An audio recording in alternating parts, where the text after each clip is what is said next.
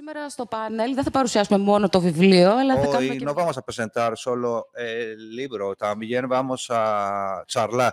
Tenemos con nosotros a su traductora, señorita Athina Psilia, quien nos ofreció este libro traducido al griego, y a Robert Ukobambu, que es psicólogo. Quisiera empezar con Paulo.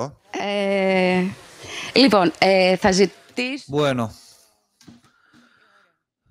Ok. ¿Se nos escucha? Perfecto.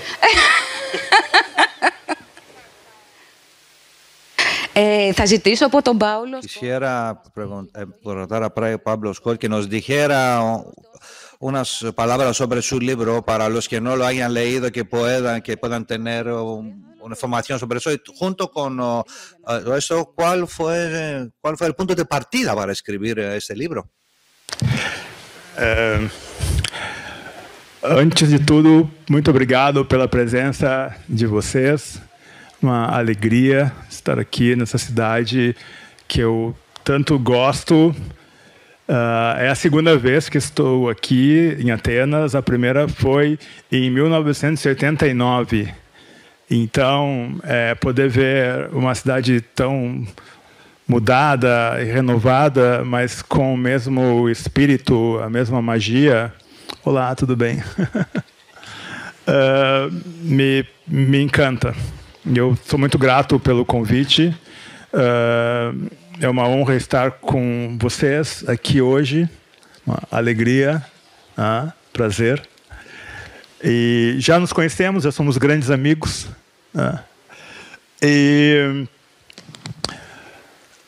Como eu disse na mesa anterior, das 18 horas, eu sou de uma cidade que é a capital brasileira mais ao sul e que muitas vezes se percebe mais uruguaia e argentina do que brasileira, mas muito brasileira.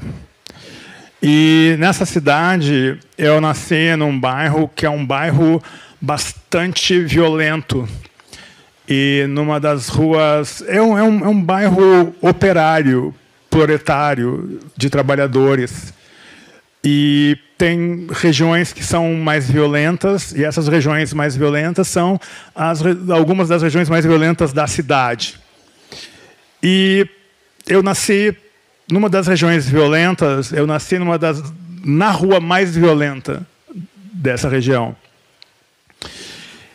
De maneira que esse livro, depois de outras obras, outras experiências, ele é a oportunidade que eu tenho de dialogar com os fantasmas e com as questões não resolvidas do meu bairro, da minha infância, da minha família, do meu país. Eu imagino que esse livro começa, na verdade, com um poema que eu escrevi aos 18 anos e que chama Mundo Redondo. E ele fala de uma situação específica em que alguém de uma família negra, brasileira negra, por questões da mecânica biológica, sai com um fenótipo passável por branco. Certamente branco na Bahia, em Salvador, quase certamente branco no Rio de Janeiro, que é uma cidade composta por pessoas negras de pele clara, mas que se acham brancas, mas não branco no interior do meu estado. Porque o meu estado, a região sul do Brasil, é uma região com muitos imigrantes alemães, russos, italianos do norte, né? Então, eu se eu chegar e disser que eu sou uma pessoa branca no interior do meu estado, certamente eu vou sofrer críticas, porque eu não sou lido lá como uma pessoa branca. E na minha cidade nunca fui lido como uma pessoa branca, porque as pessoas sabem que eu sou de uma família negra. A minha mãe, percebendo, só para fechar essa questão, né? A minha mãe, percebendo que teve um filho do mesmo pai, da mesma mãe, que saiu com um fenótipo muito passável para o branco, porque até meus 9 anos, o meu cabelo era liso. Ele voltou a ficar mais assim, porque eu fui ficando mais velho, né? E o cabelo foi caindo, ele muda o cabelo. Mas aos 9 anos, meu cabelo ele começou a ficar crespo e escuro. Antes ele era liso e claro. Então, essa coisa, quando você é mestiço, né, tem essas mudanças fenotípicas. E esse livro reflete algo que já vinha na minha poesia expressado, que é essa empatia, essa conexão que você tem com as pessoas que são da sua família. 80% da minha família são pessoas de fenótipo negro, pessoas de pele marrom, ou bem mais escura que a minha, cabelo crespo. E você tem uma quantidade de oxigênio que o seu irmão menor nunca terá, para ter liberdade, para não ser barrado na rua pela polícia brasileira, que é uma das polícias mais violentas do mundo. A quantidade de jovens negros que morrem diariamente no Brasil supera muitas guerras. A quantidade de pessoas que morrem na violência urbana brasileira supera muitas guerras. Então, é um ambiente que vai levando à construção. E eu imagino que o impacto que esse livro teve nos Estados Unidos e na Inglaterra veio muito dessa condição de que na literatura deles é muito comum essa situação de passing, né, de passando-se por branco, e você usa a vantagem, né, que tem para se passar por branco, a ponto de se dizer branco. E nesse caso é um sujeito que numa situação específica, e quero dizer, o protagonista não sou eu e não é a minha família, tá? São outras questões. Eu pego pontos da minha realidade para criar uma ficção. Então, eu lhes diria que talvez a repercussão mais significativa seria a ruptura a partir de detalhes muito específicos do fato de que não há democracia racial no Brasil, como todo mundo ainda acha hoje, né? As pessoas acham que no Brasil é uma democracia racial e não é. E o sofrimento que envolve as pessoas que assistem o seu pai, o seu irmão sofrerem uma violência sistemática da polícia e não sofre a mesma violência. Então, essa complexidade, considerando, só para fechar, que o racismo no Brasil ainda é um tabu, e eu, por muitas razões que a gente pode falar rapidamente aqui depois, eu vou tentar ser mais breve. Se você tirar... Isso é verdade para muitos lugares no mundo, certo? Mas considerando que a escravização moderna nesse planeta começou no Rio de Janeiro, e o Rio de Janeiro é a capital mundial da escravidão moderna, se você tirar o racismo do Brasil, o Brasil desmancha no ar. Posso garantir, ele desaparece no ar. Não existe mais Brasil. Porque o racismo no Brasil, ele é a base, ele é a linguagem básica, ele é a normalidade, a ponto de os brasileiros não perceberem mais a tragédia em que vivem. É isso, obrigado. Ευχαριστούμε πάρα πολύ. Αθηνά... Muchas gracias, Αθηνά. Justo sobre lo que acabas de decir, Pablo, quisiera preguntarte. Pablo dice que es un tema tabú en Brasil, pero en Grecia creo que es aún un tabú aún mayor. ¿Cómo has logrado traducir el libro al griego en un país como la nuestra que no acepta tan fácil estos asuntos?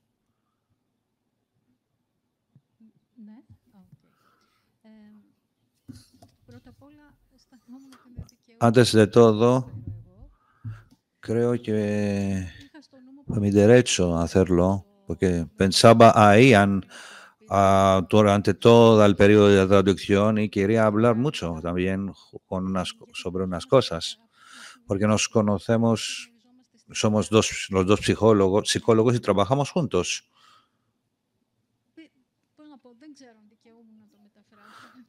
No sé si fue mi derecho al final traducirlo. En todo caso, yo lo hice. Me dio la oportunidad de leer un poco más. Estoy segura de que hay algunos fallos, algunos errores, pero que no ofendan al escritor, y quizá en una nueva edición será aún mejor el resultado. Nada más. Es un libro muy bien escrito, un libro muy bien escrito. Tiene un ritmo muy bueno, se puede leer de un trago y gana todo. No creo que soy la persona idónea para hablar. Nadie me ha molestado sobre la color de mi piel. He sufrido acoso sexual, pero no racial. Quisiera dar la bienvenida a Grace Wonky, que es antropóloga y performer. Gracias por estar aquí con nosotros. Quisiera plantear una pregunta a Ian y luego a Grace sobre al leer el libro, ustedes han encontrado algo que tiene que ver con sus propias experiencias.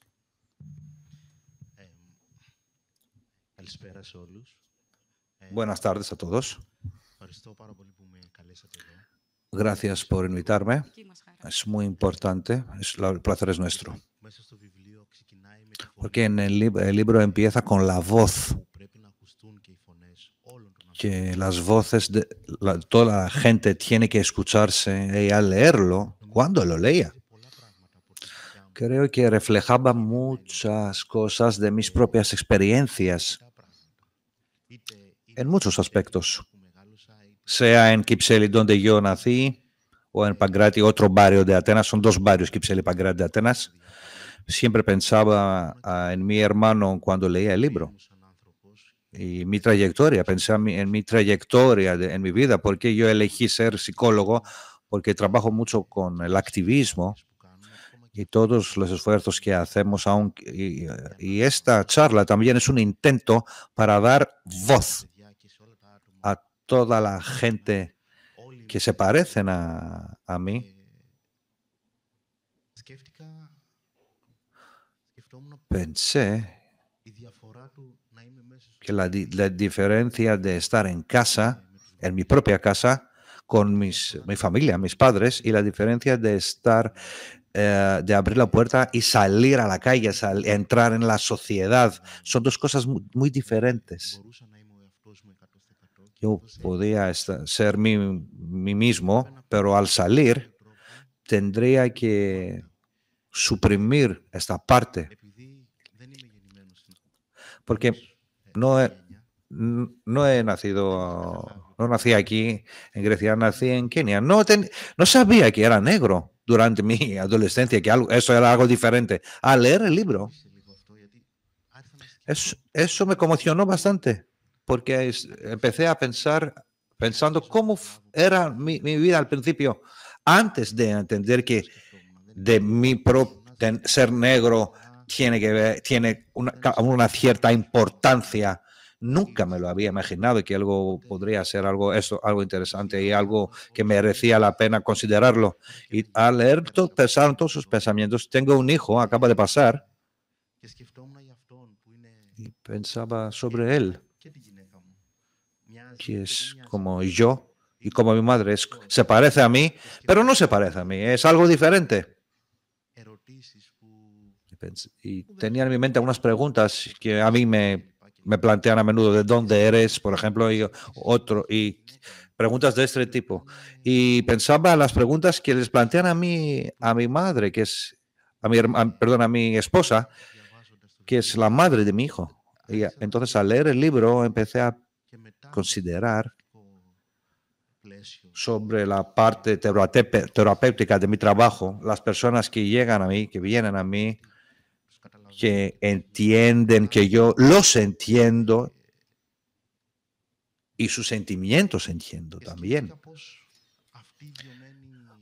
Pensé que estas experiencias, esta trayectoria personal de cada uno y cada una, que es muy complejo, muy bonito. Yo soy Juan, Grace ya ha vivido cosas semejantes, y junto contigo y con todos ustedes, pero es muy diferente, son muy diferentes porque son mis propias experiencias, pero yo tengo el derecho de hablar de todo esto y de revivirlo si quiero en algún momento. Pienso que categorizando o dar un nombre a gente y categorizar a la gente en grupos, colores, clases sociales, barrios, eso como disminuye la riqueza que tenemos. Y que es que como si parara la facilidad de conocernos. Entonces, no sé cómo explicárselo en griego. No soy más que mi color. Eso es lo que estaba pensando. Al leer el libro, pensé que yo soy padre, soy científico, soy artista, soy muchas cosas, pero a la vez pienso que la mayoría de la gente, al verme, lo único que ve la gente es el color de mi piel. Y vivimos en Atenas, en Grecia, y no como en Brasil, que aquí en esa sociedad somos relativamente nuevos, entre comillas, para la sociedad de Atenas. No hay... No sé. En la sociedad no nos hemos introducido bien, diría, a la sociedad de Atenas, porque estamos muy... La sociedad está muy invadida por los estereotipos americanos de los Estados Unidos y los estereotipos sobre África, que en África no hay comida, no hay dinero, no hay educación, no hay nada.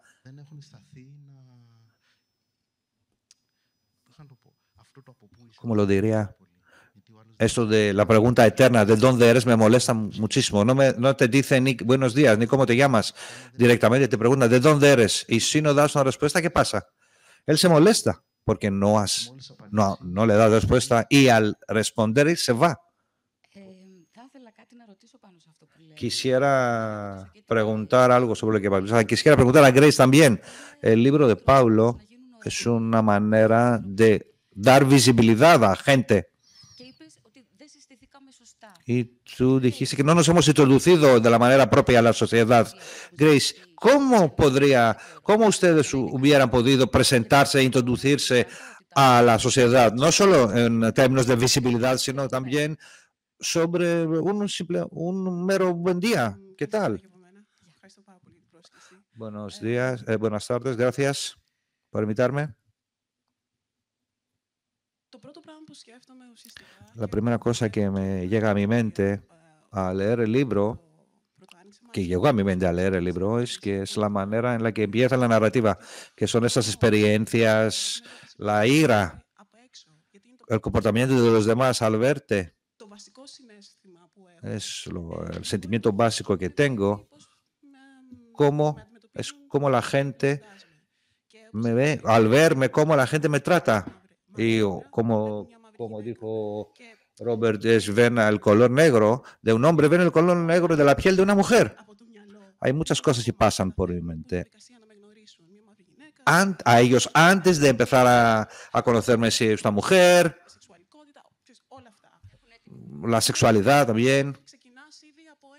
Empiezas por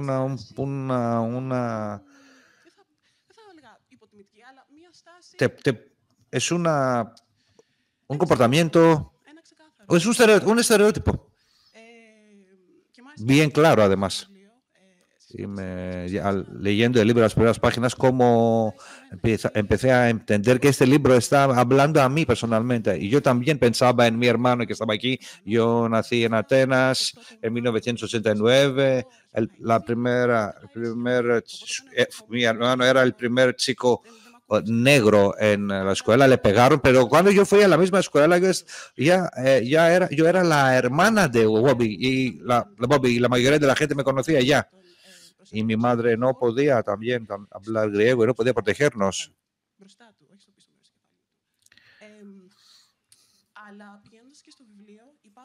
Sin embargo, volviendo al libro, hay muchos conceptos y fue muy impresionante. Lo que me impresionó mucho en la traducción fue que hay palabras muy interesantes como negro o como el término coloralismo, que son palabras que yo les había aprendido en inglés. Intersexualidad.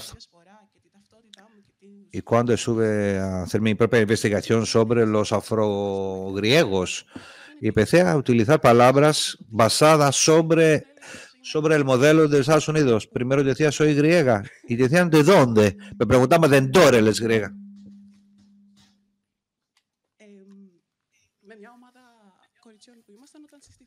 Un grupo de amigas, estamos en el extranjero y les dijimos que somos de Atenas. ¿Atenas dónde está? Está en África, porque todos éramos negras.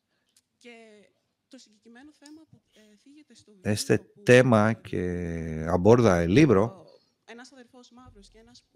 un hermano blanco, un hermano negro, un hermano blanco o de una raza mixta, que vive en una ciudad donde la mayoría de la gente es blanca, siente que no pertenece, que siempre parece algo raro, como alguien raro. Y mi propia experiencia en el proyecto que lo estoy haciendo ahora, hay muchos afrogriegos que han dado entrevistas y han hablado sobre su experiencia como griegos negros viviendo en Atenas. Y hay este aspecto que no vemos a nosotros en la tele. Y cuando los vemos bajo un estereotipo bien preciso, que somos inmigrantes, por ejemplo, quizá, o refugiados incluso. Y la esencia es que nadie piensa simplemente que, es una persona que tiene la piel negra, pero nadie piensa si hay algo interesante detrás de esto. Sí, este libro a mí yo al leerlo tenía una pregunta, pero me preguntaba, toda esa descripción de las circunstancias y las experiencias en la escuela y con el hermano, sí, toda esa descripción fue pensando que tiene que ver estuve pensando que se dirige hacia un público blanco o público negro. Para una persona que no tiene las experiencias, no sé si él puede entender, comprender qué significa ser negro. Esta iba a ser mi siguiente pregunta, porque yo tomar el hilo. Sabías ya la terminología en inglés, pero no sabía algo equivalente en griego. Y nosotros pensamos en griego. Y quisiera preguntar a Pablo, en Brasil, ¿la gente está familiarizada con esos términos para poder utilizarlos en su libro para dar su mensaje? É muito difícil. O tradutor para o inglês, ele é um querido amigo meu já, né? Porque ele me traduz já há um tempo. Ele traduziu o Nowhere People, que já teve um grande destaque na Inglaterra. Então, eu já sou conhecido lá. E aí, com a tradução do Fenótipos, né? Phenotypes, já é uma caminhada. Ele estava me dizendo como é difícil pegar a quantidade de termos do Brasil. Vamos tentar esperar. Eu vou deixar para responder ela depois, tá? A quantidade de termos do Brasil para o inglês não funciona, porque não tem palavras para botar o quanto sutil é. E o racismo brasileiro ele é sutil até mesmo para os brasileiros. Então, são muitas camadas de perversidade. Uma grande amiga minha que me ensinou muito, ela deu aula para estudantes do continente africano de português e eram meninos e meninas de famílias na África muito ricas, sabe? Pessoas com uma dimensão, sabe, de poder, de autonomia, de liberdade, de orgulho, de dignidade muito consolidada. E eles diziam, né, eu vim me descobrir o peso de ser negro aqui no Brasil. E não é só no sul do Brasil, onde a maioria é majoritária, é a maioria, né? A maioria não, é uma condição do Brasil. O grau de perversidade do racismo no Brasil é uma coisa indescritível, porque ele tem uma sutileza. Talvez o maior pensador brasileiro hoje é um sociólogo, Muniz Sodré. É um homem negro, tem 80 e poucos anos, luta karatê, mesmo com 80 anos ele luta karatê, e é o maior pensador brasileiro. Ele fala em forma social escravista. Não é a simples colonialidade que você pode trabalhar em termos de estatísticas, né, de subemprego, de violência da polícia, inacessibilidade a serviços públicos com o mesmo grau de respeito. Não, é uma coisa mais sutil, assim, sabe? E no Brasil, com esse jeito brasileiro, a gente é campeão de levar isso. Porque no Brasil as coisas são muito sutis. Tem esse nosso jeito brasileiro, sabe? Esse jeito brasileiro de levar a vida assim como os cariocas, sabe?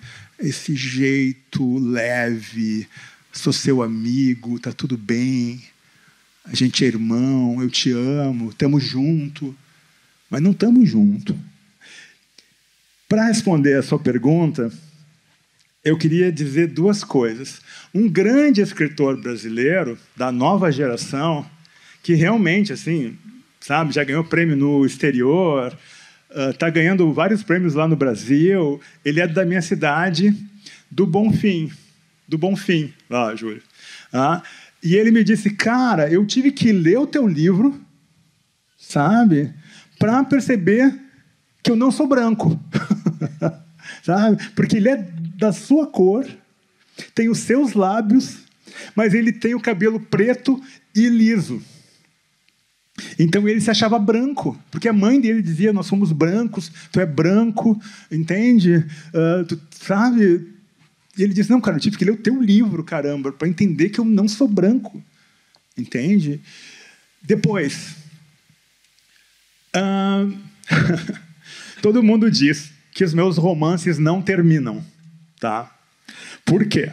Porque, como eu disse antes na mesa anterior, eu me vejo como poeta, sabe? E como prosador eu penso como poeta, e como romancista eu penso como contista, a short story writer. Então, meus romances têm essa suspensão, sabe? Da elipse, do não dito, da história oculta. Eu trabalho muito com isso, com o fim que deixa, sabe, trabalhado na sutileza, né? Então, para mim, a história termina. Eu não vou dar spoiler, mas eu escrevo esse livro consciente de que minhas duas avós, por parte de pai e por parte... Não, eu tô as minhas duas bisavós nasceram escravizadas, tanto por parte de pai quanto por parte de mãe. Mesmo a minha mãe tendo fenótipo, tendo né, ascendência espanhola, né? E a minha avó, enfim, tem toda essa coisa indígena muito forte na família da minha mãe, muito negro também, né? Tem a avó dela nasceu livre ali, mas escravizada de mãe, enfim, e por parte de pai também. Então, eu não consigo, né? Quando eu vou para cima do Brasil, para o norte do Brasil, eles dizem, não, mas tu é branco, tu não pode ousar dizer que tu é negro. Eu digo, bom, quem sabe de mim sou eu. Eu nunca vou dizer que eu sou branco. Você pode me torturar que eu não vou dizer que eu sou branco, e é problema seu se você está dizendo que eu sou branco.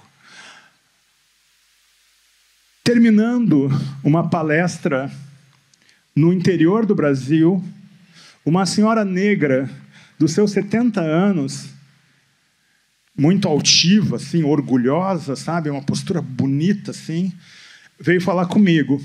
Ela disse, Paulo, eu sou professora aposentada e quero agradecer pelo teu final, porque você expõe a ferida, expõe a complexidade, né, dos muitos racismos, coloca esperança nessa família, né, fala em tragédia, mas coloca ali a força, porque, de fato, eu venho de uma família negra que tem dinheiro. Meus pais trabalharam e conseguiram dinheiro e me deram para mim e para o meu irmão a melhor educação possível que o dinheiro pode pagar. Então, eu venho de uma família negra que meus tios, meus primos, não têm a mesma condição econômica do meu pai e da minha mãe, mas que é uma família orgulhosa. Eu costumo dizer que meu pai não baixa a cabeça para branco, né? O pai, ele tem uma loucura, uma inteligência, uma genialidade, assim, sabe? Ele tem uma coisa louca na cabeça dele. Ele não baixa a cabeça. Ele não baixa a cabeça nunca. Se tiver que acabar com uma festa, ele vai acabar com a festa. Mas ele não retorna, ele não contorna. Eu falo isso porque o estado do Rio Grande do Sul é um estado muito racista. Os 3 estados do sul do Brasil são ridiculamente racistas, perversamente racistas. Então, ela disse, obrigado por a história não ter terminado, porque você está respeitando o nosso povo. Você não está dando calorzinho no coração, sabe? Esperança de conciliação para leitoras e leitores brancos, porque não tem chance de conciliação. Ou tem igualdade de verdade, ou não tem nada. Porque se não está funcionando para alguns poucos, não funciona para a maioria. Quem conhece um pouco mais do Brasil, e aqui eu fecho, tem um termo que foi cunhado no ambiente inglês e norte-americano, e alemão também, que chama brasilinização, ou brasilização. Então, um país é categorizado, né, sob um efeito de brasilização quando ele é um país super rico, mas a diferença entre os pouquíssimos super ricos e o resto é muito grande. Então, isso foi criado em 1990 para dizer brasilinização, quando o mundo está se brasilizando. Rapidamente, para explicar o que eu estou querendo dizer. Quando algum de vocês vai para o Brasil e tenta abrir uma conta no banco, vocês vão se perguntar, como é que vocês deixam os bancos escravizar vocês dessa maneira? Porque não é como aqui na Grécia, ou na Inglaterra, ou nos Estados Unidos, que eles escravizam todo mundo. No Brasil é demais. Não importa a cor da sua pele. Se você tem conta no banco e não é super rico, você é escravo do banco. Sabe? O Brasil é o país mais perverso, tem o sistema bancário mais perverso do mundo. Não tem outro. Então você vê que essa lógica de escravidão afeta geral, independente da cor da pele. Então, bom, a gente poderia falar muito sobre isso, mas vamos... Né?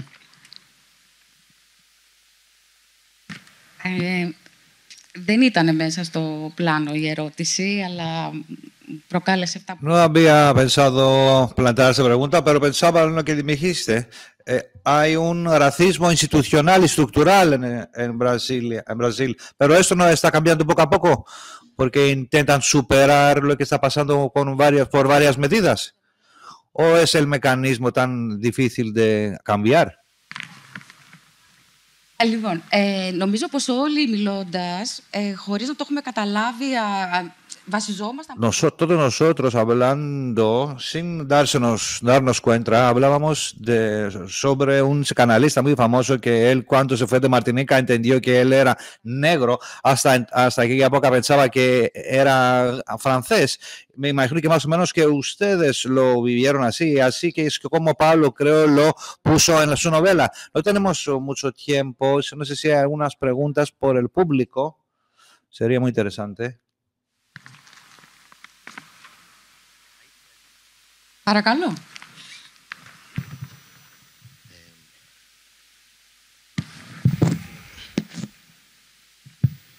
Σκεφτόμουν να σε ρωτήσω. Quería preguntarte, tenía la impresión que es mi propia sensación que tenías una necesidad de dar una excusa, que decir que eres negro, que te sientes negro, que es una parte tuya. Es la sensación que tenía yo. Es una pregunta hacia ti, hacia todos. Vivimos en un mundo donde eso tenemos que explicar todo. Y si eres algo, ¿por qué tienes que hacer tanto esfuerzo para explicárselo a otros? Y simplemente, y a la vez simplemente lo somos. ¿Por qué explicárselo? Y otra parte es mi esperanza para un futuro, no, para nosotros aquí, que Grecia no tiene la parte de la esclavitud, pero tiene a nosotros aquí y ya.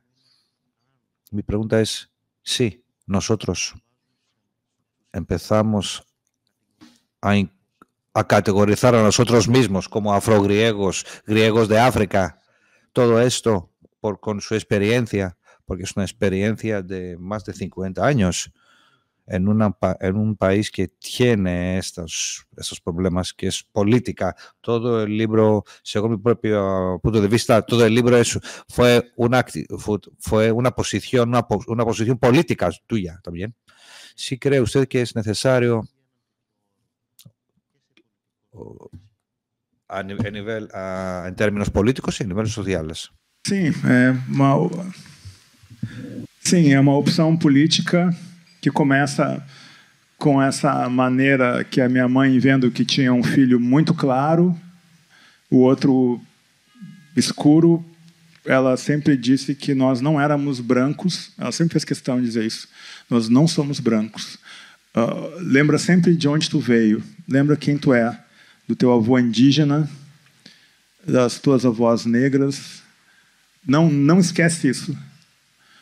E ela disse que ela nunca disse nós somos uma família negra, como está no livro, mas ela disse sim. De fato, o ideal seria não ter de se posicionar. Mas quando você você vive num país em que a polícia brasileira só existe para matar negro e indígena. Só para isso. Para mais nada. E proteger dinheiro de branco, não qualquer branco, né? Rico. E toda pessoa branca que se opuser de verdade será tratada como negra ou indígena e morrerá.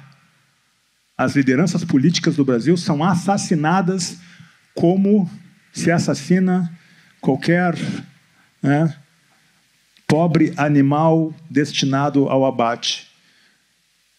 E isso está normalizado para nós. É muito sério.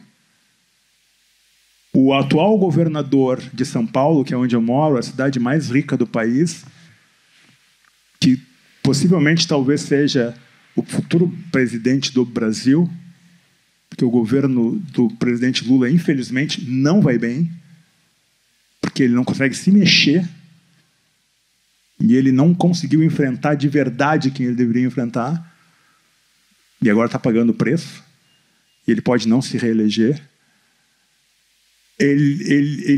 Esse governador de São Paulo, ele liberou a polícia de São Paulo para voltar a matar qualquer jovem negro que eles quiserem. Mata e depois vê o que faz. Esse é o Brasil hoje. Sabe? Voltando ao seu tempo colonial. O Brasil hoje, de hoje, 2025, ele está mais perto de 1500. Não estou falando nem quando a corte portuguesa foi para o Brasil em 1808. Estou falando de 1500 mesmo lá, quando começou a matança dos indígenas, do que de 2025. E esse fascínio que o Brasil tem pelos Estados Unidos, a coisa que nenhum outro país da América Latina tem dessa maneira, né? Essa adoração por essa máquina de matar que é Hollywood, né? Essa coisa que botou na nossa cabecinha que mexicano é menor, que brasileiro é menor, que chinês é menor, que africanos, árabes são menores. Porque Hollywood tem esse papel, né? John Wayne, sabe? John Wayne? John Wayne. Vamos matar. Matar indígena de boa. Bom, Hitler era apaixonado, né, pelo projeto inglês. Hitler queria ser inglês, né? Só que ele decidiu fazer o que os ingleses, belgas, próprios alemães, franceses, blá, blá, blá, faziam fora da Europa, na Europa. Por que não? Então, o Brasil é onde essa maldição que criou esse triângulo África, América, Europa, Europa, África, América, Europa, por 400 anos, o Brasil é o hardcore desse lugar, dessa lógica. E aí você vê na Bahia, onde a população negra é a maior população fora da África, né? Onde tem o maior número de pessoas negras, é em Salvador, na Bahia. Bahia, que é um estado importantíssimo do Brasil, é uma polícia negra que mata pessoas negras para servir, sei lá, 5% de gente branca. É inacreditável. Uma vez o meu pai estava de férias em Salvador e ele comentou isso dentro de uma farmácia. Ele disse assim, como é que vocês deixam esses brancos mandar em vocês aqui? Se eles são minoria. Ele quase foi linchado. Tipo, não vem você de fora, gaúcho, dizer para nós o que está de errado aqui. Vai lá para o teu estado, resolve lá com os teus brancos lá, que são pior que os nossos brancos daqui. Então, tem uma sofisticação que vai se tornando a normalidade. Isso está acontecendo em Gaza. Tem uma palavra para resumir isso: racismo.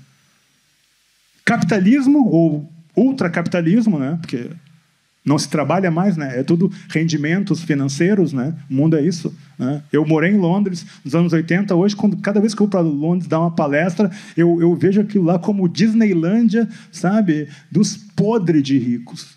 Podre de ricos. Londres virou isso, né? Virou uma cidade... Bom, sempre foi a capital do Império, né? Depois delegou seu mandato pós-Segunda Guerra para os Estados Unidos.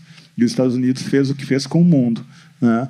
Então, nós que somos quintal dos Estados Unidos, né, a violência, para nós, se coloca como estado de exceção permanente. E quando eu escolho fazer, em psicologia, a análise da ética da violência invasora. Esse é o título da minha tese. A ética da violência invasora. Tá? Que não desapareceu e contamina todos os brasileiros. A partir do romance Cidade de Deus, que é esse filme famoso, né, baseado no Paulo Lins, procurem, vocês vão achar. Eu tenho consciência de que a brasilinização do mundo não é só a diferença de igualdade financeira, mas é também a normalização do descarte. E hoje os super ricos, leia-se, né, BlackRock and Company, né, os que são donos de todos nós, dos nossos corpos, queira você ou não, você pertence a eles, tá? Eles decidiram que o mundo não precisa de 60% das pessoas. Está de boa se desaparecer 60% das pessoas. Dá para viver até melhor. Nós temos tecnologia para isso. Chegamos nesse ponto. Então, deixa matar. Deixa morrer. Esse é o mundo hoje. Então eu olho para o meu Brasil e olho para o mundo, sabe? Eu fico assim, poxa, ou você aposta na arte, na poesia, né? Na dor, no desconforto, que é olhar no olho da outra pessoa, olho no olho. Porque eu acredito que se você não conseguir olhar no olho da pessoa, né? E sentir a dor, desconforto, bom, até olhar para um filho nosso é muitas vezes dolorido, né? Porque conectar com o outro é dolorido. Democracia sem dor não existe. Democracia sem desconforto não existe. Alguém mentiu para nós que tem atalho, que tem resumo, que tem rapidez. Hurry, hurry, hurry. Sabe quem é que diz hurry, hurry, hurry? O fascismo. O nazismo. Descarta e vamos em frente. Uma certeza que a incerteza da literatura, uma certeza que a incerteza da literatura destrói. Ainda bem. Obrigado.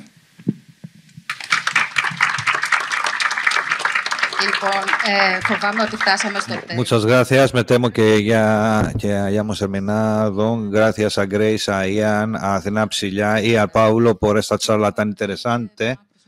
Y si me permiten mi propia opinión, quiero decir que este libro excepcional, que Athena Psylla lo tradujo de manera excepcional también al griego.